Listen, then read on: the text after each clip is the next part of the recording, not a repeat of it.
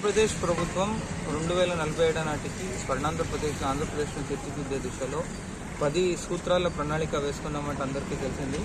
దాంట్లో ఒక ముఖ్యమైన సూత్రం స్వచ్ఛాంధ్ర.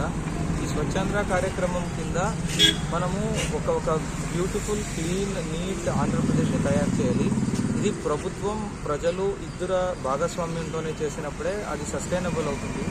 దీంట్లో భాగంగా మచిలీపట్నంలో యాక్చువల్లీ ఫస్ట్ మన డిస్ట్రిక్ట్ ఆఫీసెస్ ప్రెమిసెస్ అన్నీ కూడాను తీసుకొని ప్రతి నెల ఒక్కొక్కటి క్లీన్ చేసుకుంటూ వచ్చాము.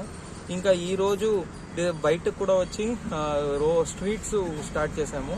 రానున్న రోజుల్లో ఇంకా రెసిడెన్షియల్ కాలనీస్ అంతా వెళ్ళి ఎవరు కూడాను బయట గార్బేజ్ వేయకుండా మున్సిపల్ సిబ్బందికి అన్ని గార్బేజ్ ఇచ్చేటట్టు చేస్తూ ఒక నీట్ అండ్ క్లీన్ మచిలీపట్నంని తీర్చిదిద్దడానికి ప్రయత్నం చేస్తున్నాము. It's a slow process. ప్రజలకి యాక్చువల్లీ వాళ్ళు ఒక అవగాహన వచ్చి వాళ్ళు దాన్ని వేసేది తగ్గిస్తేనే అవుతుంది.